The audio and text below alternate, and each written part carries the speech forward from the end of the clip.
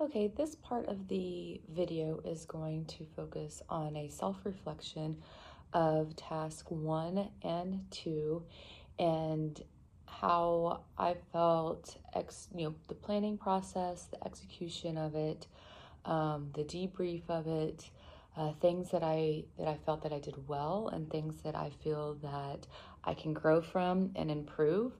Um, Definitely overall, from starting in January of last year and starting with task 1 and in the coursework, I feel that I have grown a lot in a lot of those aspects, and uh, my approach to task 1 might have been just a tad different. And as we go through that same process in January with the program that we implemented with task 1, there will be some things that I will be changing due to kind of the reflection and growth that I feel that I have accomplished throughout this program. Okay, so kind of starting with task 1. Um, and when I started task 1, I really wanted to focus on something that meant something to me. I felt that that was important. I didn't want to look at just, data across the campus and find something that didn't resonate with me. Especially for this coursework, I know at sometimes at the admin level, you might be tasked with something that you don't understand or don't have reference to. Especially with this, I wanted to be close to it and have a good understanding of it. And so that is why I decided, in teaching U.S. history, I decided to go looking at our numbers for U.S. history, looking at any discrepancies I could find when we look at our EOC scores, and trying to identify those students and find a way to identify those students, which ones really needed that targeted help. I also wanted it to be not something like, you know, you're a student that needs the targeting because, I wanted it to, how to rephrase, I wanted it to be students that I saw the struggle, and also, the ones that I know are really trying to, that sometimes kind of go under the radar, get passed by because our attention might be so focused on those kids that are really, really struggling, that those ones that are really close to approaching but might be in danger of not, sometimes do not get seen. So I want it to be intentional in that and identifying those students as well. So when we got together as a PLC, we decided to talk about and discuss how are we going to identify those students, and we decided on several criterias. Of course, it had to, we had to look at the student as a whole and look at our students as a whole. Look at which ones do we feel that were in danger of not approaching, and we looked at that base to not just test scores. Looked at test scores. We looked at quiz scores. We looked at class participation, kind of the whole student, not just, what we saw on paper.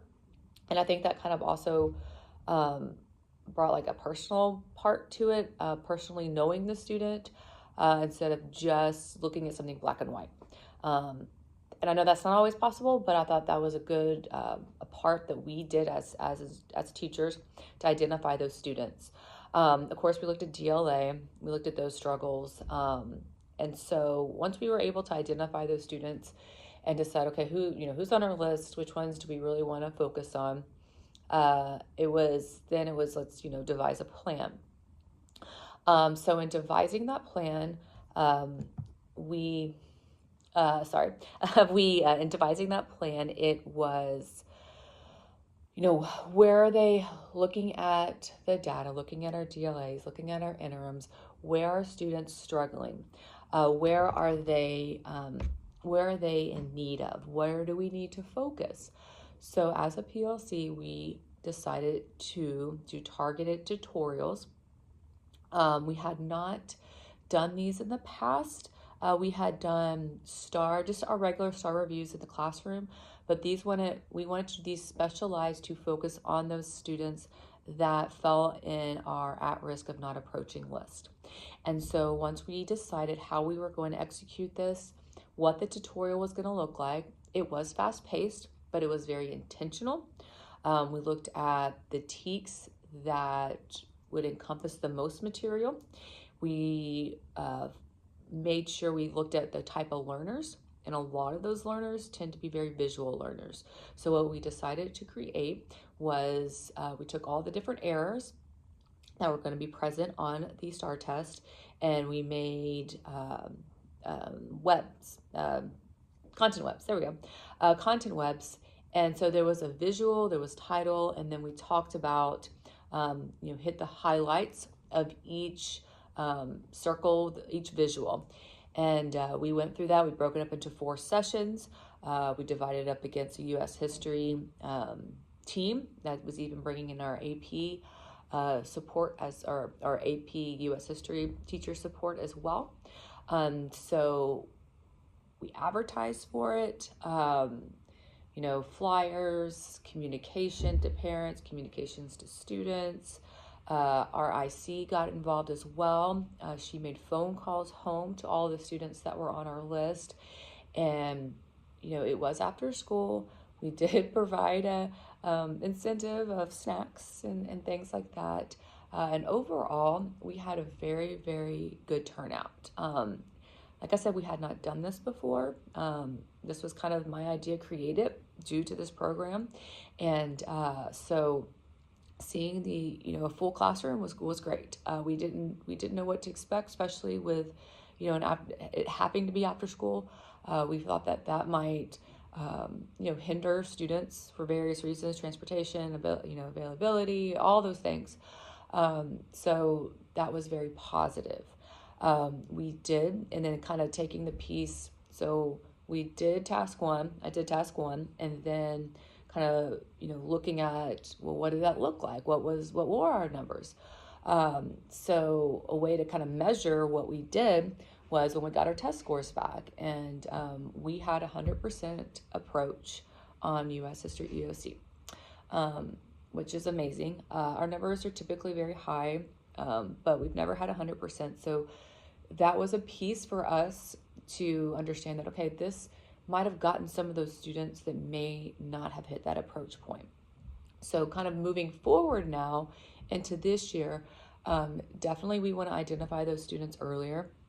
We didn't start identifying those students until January, February last year. So probably more February actually. And so we want to identify them sooner, and we will start working on that targeted approach right when we get back. So we've already started talking about our students. We just got our DLA scores back. So we'll be going through all of that data and kind of making our plan right when we get back in January. So overall, task 1, I felt was very successful. Very proud of the work that we did, and the initiative that I took in making this and the follow through it. So it's something that as an assignment, it went well and went great. But just rewarding as a U.S. history teacher as well. So I felt that went very well. Moving on to self-reflection with task 2. So task 2 kind of took the same approach. I took, when I started brainstorming about what I wanted to conduct a professional development about, there were several things that I considered. One of the big things is I thought about myself in professional development. What do I want to get out of professional development? And that always is, I want something that I can put back into my classroom pretty immediately. And, something that you hear throughout all teachers is, time. So I really wanted to value time. I'm sure most teachers have sat in professional developments where they feel that their time wasn't utilized properly. And we know how valuable time is, so I really wanted to make sure that it was focused on something that was useful, that they could put into their classroom pretty immediately, so they could take it away, implement it, and feel that their time was valued. So that's when also my other criteria was that it was something that I wanted to utilize, that I utilize in my own classroom quite often. So that way I felt comfortable being the first time that I have, given professional development to colleagues. So I wanted to feel very confident in myself, which was helpful. So when I did my professional development, I've actually done it a couple of times. I did the choice session on our campus professional development day. So that was a really good opportunity for me to get in front of colleagues and realize how different it is on that side. I'm very comfortable in front of students, but sometimes, with your colleagues, it might be, I think it's a learning curve. So I did that. And then when I completed my task 2 portion, I did that separately after I had done it a few times. And I felt very comfortable delivering it. And so I was very excited about that. And I think that was also another part, is that I wanted it to be something that I'm really jazzed about, that I think is a great strategy, that's not just pertaining to social studies. It's a strategy that pertains to basically a lot of EOC or STAR tested subjects, but it's also something that can go to various schools. It's not something that's super specific to one type of content. So I was very excited about that others could utilize it in their classroom, the different levels of how to utilize it. So when I thought about how to do this, I kind of designed it about, how I think about when I do my lessons is I want my students, I want colleagues, I want people to know that there's a purpose to what I'm doing. There's a purpose to why we are having this lesson today. There's a purpose to why I am doing it this way.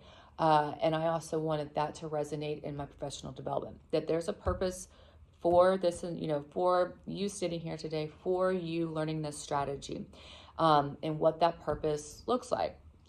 And my purpose really with this visual non-glossary is that it's a tool that really helps differentiate lessons drastically. If you're going from, a very heavy sped sheltered class to an AP class, it covers all bases. So it's not just focusing on, your ELL teachers or your AP teachers. It is applicable to all. So I could have a variety of teachers in my professional development. I thought that was it's a very positive thing. So you can, hit more people and provide the strategy to more individuals so they can incorporate it into their classroom. So I felt that was one of the reasons why I chose this as well. So in doing that, I wanted to do the purpose, and I also felt that it was important to model it. I wanted them to sit in as if they were the student, not me just sitting up there going, okay, this is what we're doing. This is how it works. This is how you should do it. I think it's important, instructional strategy for students and for adult learners is to, be in the moment, be the student. So that was my approach, was to, of course, go through the purpose and then go through why, or how their students would feel. Okay, so kind of give them that perspective. And then we went through, how to utilize it in their classroom, all the things that the strategies or the program provides. And so I was very happy about it. One other thing that I felt that was important was that not everything's perfect. Not every strategy is perfect. And I put a personal piece in it to where, as a teacher, when I started using visual non-glossary, I hit speed bumps, and how I navigate those speed bumps. So I showed them how, things that I had encountered and how to deal with it. And I think that's an important piece. And of course, then going through with colleagues and as they're sitting in the PD and showing them how to do it, looking at things that they could implement, talking through ideas. That was one of the most rewarding parts, is towards the end. It was more of a collaborative where, they were actually in the program. They were looking up their content specific to, their TEKs, and how, looking at things, getting excited about things that they were seeing, going, oh, I could do this, talking to, somebody else, and just getting excited about it. And for me, that was very a rewarding piece. So kind of, reflecting back on that and going forward, and teaching professional developments, I understand as, kind of a growth part for me is that I might have to give professional developments that I don't necessarily know, or I'm not well versed in, super excited about. So that's, where that piece where I really feel like that I need to kind of hone into the strong things that I did in this professional development and find how to apply them when I am having to provide a professional development of some sort to colleagues that maybe isn't, the most popular topic, or, isn't, it could be behavioral issues, or it could be, something to deal with admin issues, or whatever it is. How do I make educators or teachers feel that, there's a purpose for why we're doing this? We're not wasting your time, and here's the information, and try to leave it in a positive note. So I think kind of going forward, that will be a growth part for me. Overall, looking back at task 2, after I did my reflection with my team, the feedback I got was very positive, and I liked a lot of I liked the feedback that I got was very positive, and I liked the things that they were telling me, and it definitely, like, things that I didn't even think about that I was doing, just simple things, that, my pacing was very well, that, I didn't assume, and this was one of the things that really stuck out to me, was that not assuming just because you're, an educator, you're a professional, that you know everything, and blowing through things as fast as possible. And I think that was probably one of the biggest pieces that I took away from my reflection with my colleagues, is that, I unintentionally did that. And so that will kind of resonate with me when I'm planning things in the future, that, to be really mindful of not assuming that all understand and know. One other key thing that I took away that I feel that is a growing piece for me as well, that I need to kind of keep in the back of my head, is when we do professional developments, it's very easy to be done with it, right? You're done, checkbox, and not do that follow-up. And so that's another piece, is following up, simple email. Hey, have you done visual non-glossary? Have you implemented this? Or, hey, I know you're teaching this. This is a great idea. Just things like that, just kind of having that follow-up piece, in whatever type of professional development it is, just to see if they're I think it adds a value piece, and I also think it adds a supportive piece, that I think is very good to have as an instructional leader, and show, the care factor, and the pride in what you're doing. So that's something else that I will take with me as I continue to grow and, kind of reflect back. I really liked the feedback. I think especially being young into this, instructional leadership, that'll be a piece, is asking for feedback, not being afraid of it, and being able to, adjust from that. Okay. And I think that's something that, I really try to do, is listen to what people are saying and take that and continue to grow. We're not perfect, know that. But I do feel that this program as a whole has really, helped me grow as an instructional leader, has made me look at things differently, in a very positive way. So overall, my reflection on both task 1 and 2 is that they were extremely beneficial, and I look forward to implementing them again.